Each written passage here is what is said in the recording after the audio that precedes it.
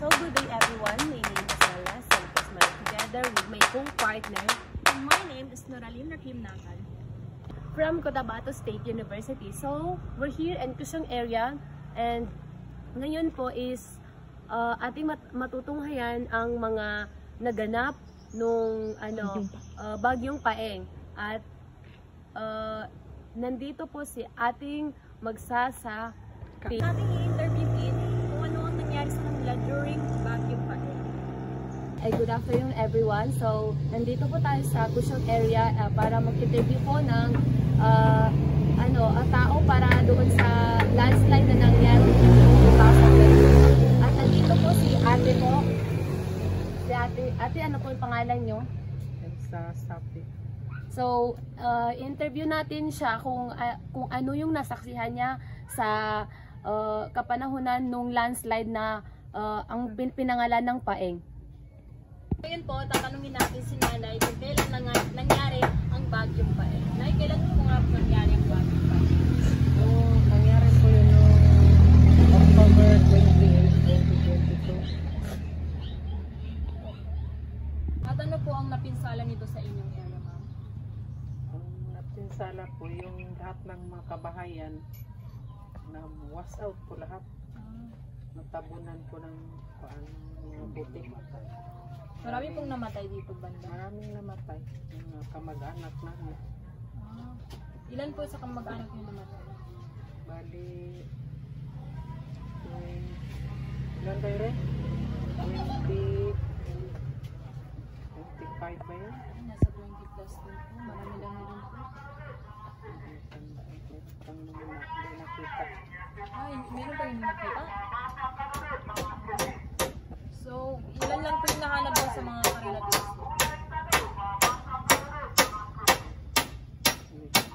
Ako na, 28 ba yun? O 25? So, madami. Ang nakita ba?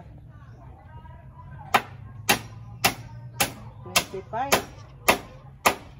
Wala po. 25 sila lahat. Sobra 20. May paano naman po ito nakasira sa inyong pamumuhay? Nakasira na lang yan. Sala ng mga ibang kabuhayan namin. Lalo na yun sa pangingisda. Mga gamit namin sa pangingisda na Natangay? Bangka, tangay na. Pati po yung bangka nila, tangay? Oo, kasi mapiling yung kuan. Anong oras po yun siya nagsimula yung bagyo? Paan pa yun? Ano pa yun? Nasa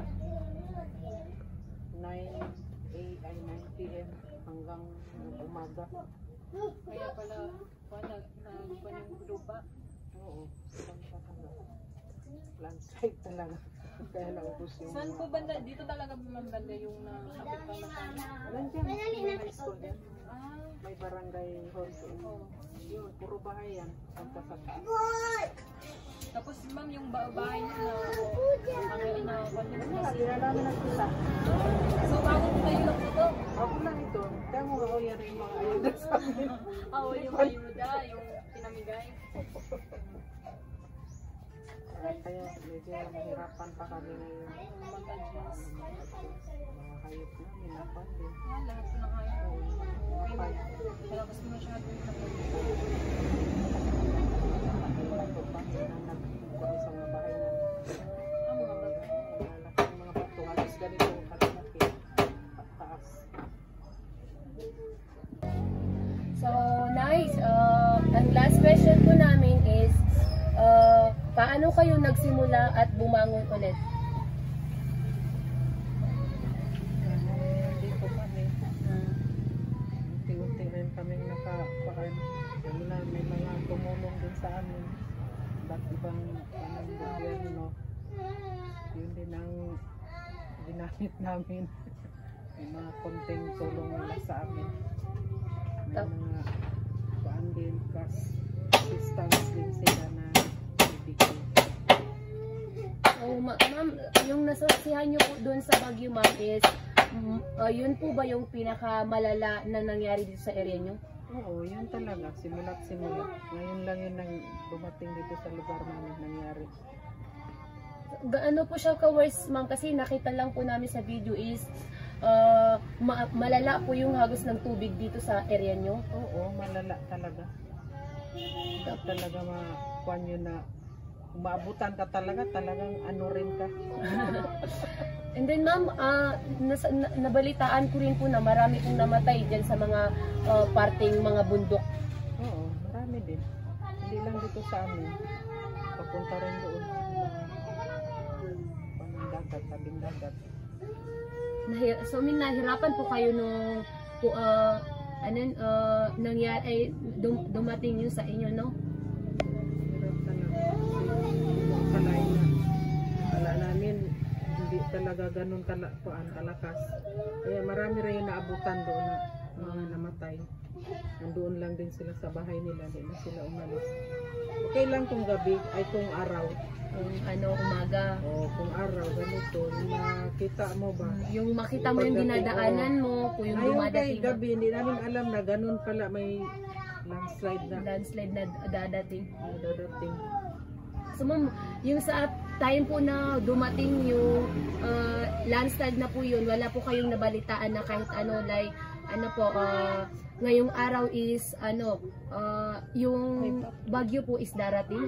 Meron din na balitaan. Kaya lang, parang nasanayan na rin na. Nasanayan nyo na di nyo rin, bagyo. Di nyo rin expect na ganun kalakas yung dadating sa inyo. Hindi talaga namin ini-expect na ganun kalakas. So ma'am, yung time na dumagsa na yung bagyo sa inyo is hindi po ba kayo naka-alert na yung pagdagsa niya po is diretso po talaga yung yung tubig good nagdiretso na good. Oo, lang nauna doon tubig pa lang kasi may mga nagdaan din ng mga bagyo, ganon din kala namin, ganon lang siya. Kaya yung iba parang wala lang sa kanila, hindi nila alam na may lupa pa talaga na nakasunod, pati yung mga malalaking bato. So dyan po sa mga area na mabundok is marami po mga bahay dyan na doon sa bagyo, like natabunan po. Yung sa amin kasi kuan yun siya, bali yun ang relocation namin, galing kami sa dagat. Doon kami nilagay, bali sobra 200 ka pamilya. Yun din ang kadami ng bahay na natabunan. Pero yun doon sa pinagmulan, wala namang kuan doon. Walang bahay. Yun dyan sa panang Mount Minandar. So sa Mount Minandar po, guys, hindi po siya, wala pong nangyari na doon, landslide. Doon nga galing. Doon na mismo sa Mount Minandar? Doon na mismo sa Mount Minandar. Yung parang kuan doon, yung nakaganyan siya na. Doon talaga. Doon siya dumaan? Doon dumaan. Pero yung bundok talaga, nandyan lang din. Inaakyakan din nila yung bundok ngayon. So, kumusta po yung pamumuhay nyo ngayon dito? Medyo, medyo okay na rin. Bumabangon na rin kahit konti-konti po? Oo. Unti-unti. So ma'am, yung kailan po kayo naka-recover doon sa bagyo po? Ilang araw po ba yun? Tagal yun. Medyo tuan na kami ng mga kubo namin. January na. So ilang months siya? November, December.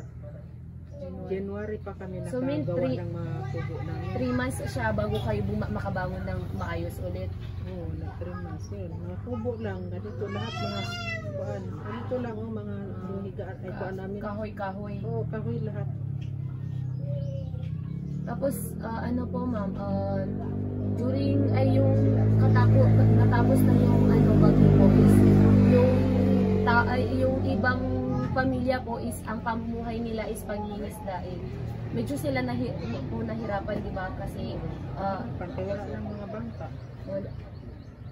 Gikuha na ng tubig nung na yung bangka. Nasira na talaga yun. So ano po yung pamumuhay nyo, Nay? mga magtanim ng mga gulay. Tapos paasan na sa paano tao sa mga nagap.